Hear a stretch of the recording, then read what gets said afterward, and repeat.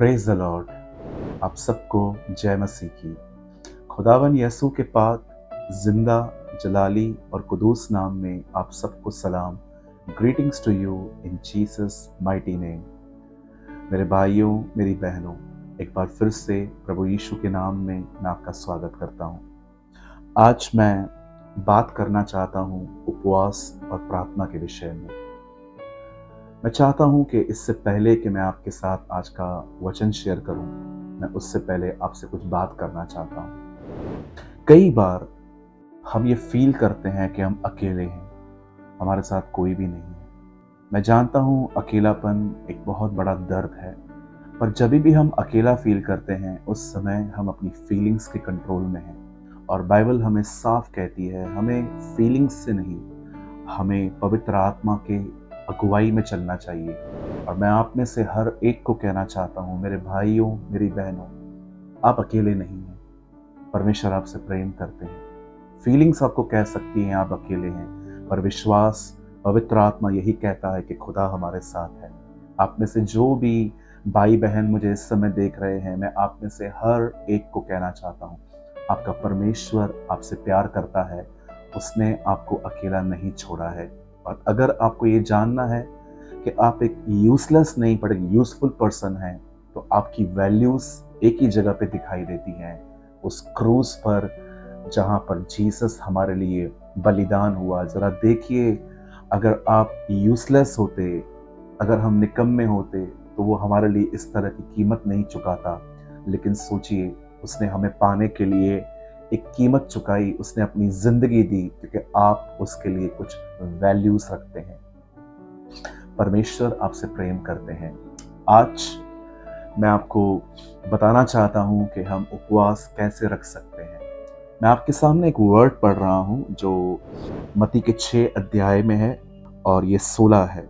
जब तुम उपवास करो तो कपटियों के समान तुम्हारे मुंह पर उदासी न छाई रहे, क्योंकि वे अपना मुंह बनाए रखते हैं ताकि लोग उन्हें उपवासी जाने। मैं तुमसे कहता हूं कि वे अपना प्रतिफल पा चुके।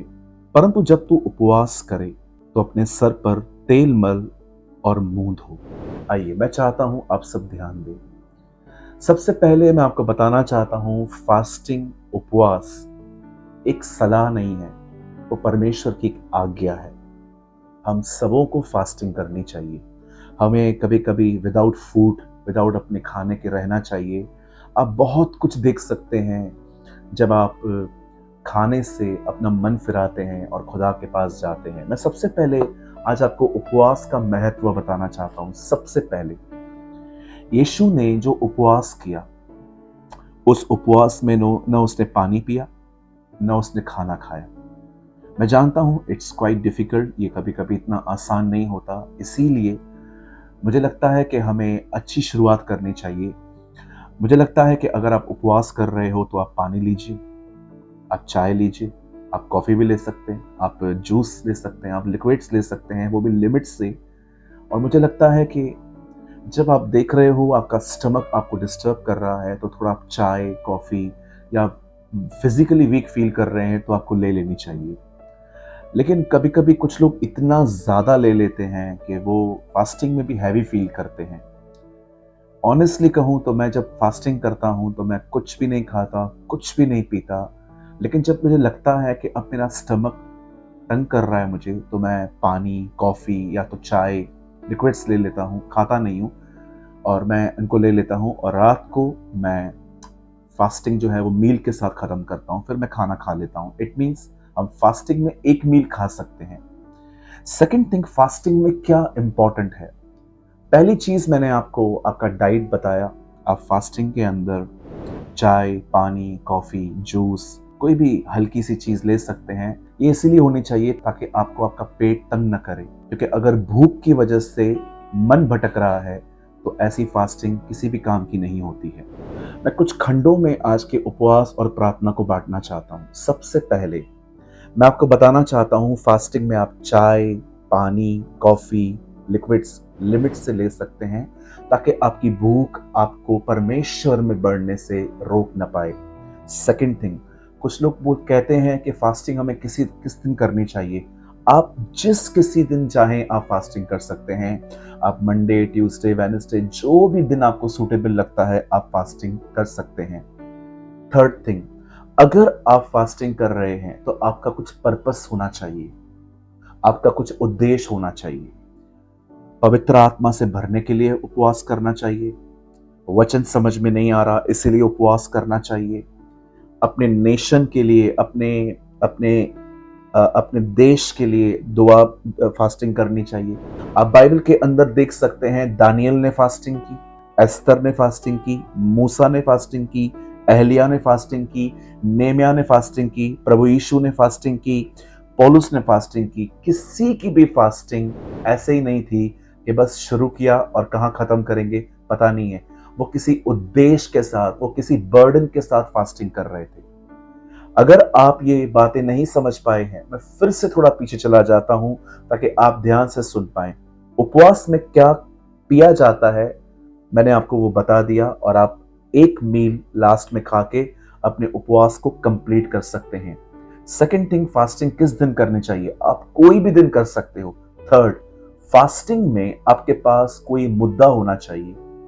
एस्तर ने उपवास किया यहूदियों को बचाने के लिए, दानियल ने उपवास किया प्रार्थना का उत्तर पाने के लिए, पौलुस ने फास्टिंग की यात्रा में किसी वजह से उसने भी फास्टिंग की थी वहां पर। इवन आप ये देख सकते हैं कि जब मूसा ने उपवास किया तो वो ऊपर गया था और खुदा के कलाम को पाने के लिए, 10 आज्ञाओं को पाने के लिए। इवन जीसस ने फास्टिंग की मिनिस्ट्री से पहले। मैं आपको कहना चाहता हूं, अगर आपकी फास्टिंग के अंदर कोई उद्देश्य नहीं है तो मुझे बताइए फास्टिंग किस चीज की कर रहे हैं हम। फोर्थ थिंग, फास्टिंग में एक मुद्दा हमेशा होना चाहिए कि हमारे अंदर बॉन्डेजेस क्लियर हो। जब भी आप फास्टिंग करते हैं, अपने फास्टिंग के अंदर ये उद्देश्य आपके पास होना चाहिए कि मेरे अंदर जो बंधन है, जो पुरानी आदतें हैं, जो पुरानी लाइफस्टाइल है, या मैं शरीर में चल रहा हूं आत्मा में नहीं, मुझे शरीर से निकल के प्रभु की आत्मा के साथ जिंदगी जीनी है, इसलिए भी फास्टिंग हमें करनी चाहिए। फर्स्ट, फास्टिंग के अंदर आप लिक्विड्स ले सकते हैं, फास्टिंग कभी भी कर सकते हैं। थर्ड, आपके फास्टिंग में कोई उद्देश्य होना चाहिए। जैसे नेमिया को दीवार बनानी थी, एस्तर को यहूदियों को बचाना था, मूसा को 10 आज्ञाएं चाहिए थी, और जीसस को मिनिस्ट्री में उतरना था। हर चीज के पीछे एक उद्देश्य होना चाहिए। मैं जब भी कलीसिया में फास्टिंग करवाता हूं, मैं उन्हें मुद्दा बताता हूं, मैंने उद्देश्य देता हूं कि हमारी उपवास प्रार्थना इसीलिए हो रही है। जहां तक मैं जानता हूं, आप याद रखिए, चमत्कार फेथ से भी हो जाते हैं, लेकिन फास्टिंग स्पिरिचुअल ग्रोथ के लिए होनी चाहिए। आपको चमत्कार पाने के लिए फास्टिंग कर रहे हो, कोई बात नहीं, आप कर सकते हो। लेकिन मैं आपको बताना चाहता हूं, बाइबल के अंदर लोगों ने चमत्कार पाने के लिए सिर्फ फास्टिंग नहीं की, उन्होंने खुदा के करीब जाने के लिए, बंधनों से मुक्त होने के लिए, लोगों के सल्वेशन के लिए फास्टिंग की थी। आप ये कर सकते हैं। अब अंतिम जो बहुत मुख्य चीज है उपवास प्रार्थना में, वो ये है, अगर आप उपवास कर रहे हैं और प्रार्थना कर रहे हैं, सबसे मेन इंपॉर्टेंट थिंग, आपको परमेश्वर के साथ समय बिताना चाहिए। जब बाइबल कहती है तुझे अपने उपवास में तेल मलना है, अपने मुंह पे तेल लगाना है, इसके दो मीनिंग्स हैं। एक, फास्टिंग की शो ऑफ नहीं होनी चाहिए। फास्टिंग के दिन मुंह उतरा पड़ा है, कोई आपसे पूछ रहा है और आप सबको बता रहे हो, जी नहीं। बाइबल बताती है उस दिन आपको ऐसे इंप्रेशन नहीं देने चाहिए कि आप फास्टिंग में हो, इसलिए बाइबल बताती है अपने मुंह को चमकदार बनाओ। लेकिन उससे भी ज्यादा इंपॉर्टेंट है, जब वो तेल की बात कर रहा है, इट मींस पवित्र आत्मा से भर जाओ। जो वचन हमने पढ़ा वो पवित्र आत्मा से भरने के लिए भी है। और अगर आप फास्टिंग कर रहे हो और खुदा को समय नहीं दे रहे हो, ऐसी फास्टिंग किसी काम की नहीं है। इस फास्टिंग में सिर्फ आपका वेट लॉस होगा, आपकी स्पिरिचुअल ग्रोथ नहीं होगी, आपकी आत्मिक उन्नति नहीं होगी, आप परमेश्वर के करीब नहीं जा पाएंगे। जो फास्टिंग में खुदा को समय नहीं देंगे, उसमें सिर्फ और सिर्फ वजन कम होगा, डाइटिंग होगी, और आप खुदा में नहीं बढ़ पाएंगे। अब आप सोच सकते हैं, ब्रदर हमारी तो नौकरी है, हम कैसे करें? आप कह रहे हो हर हफ्ते फास्टिंग करनी चाहिए। तो क्या हम हर हफ्ते छुट्टी लेंगे? जी नहीं। आपको कुछ समय पहले उठकर खुदा को समय देकर फिर काम पे जाना चाहिए, और जब ब्रेक का टाइम आता है उस समय भी आपको दुआ करनी चाहिए, और घर से निकलने के ऑफिस से निकलने के बाद तुरंत आपको घर आना चाहिए और फिर थोड़ा खुदा को समय देके अपना फास्टिंग कंप्लीट करना चाहिए। ये मैं आपकी भलाई के लिए कह रहा हूं, क्योंकि बाइबल सिर्फ उपवास को महत्व नहीं देती, उपवास सहित प्रार्थना को बहुत महत्व देती है।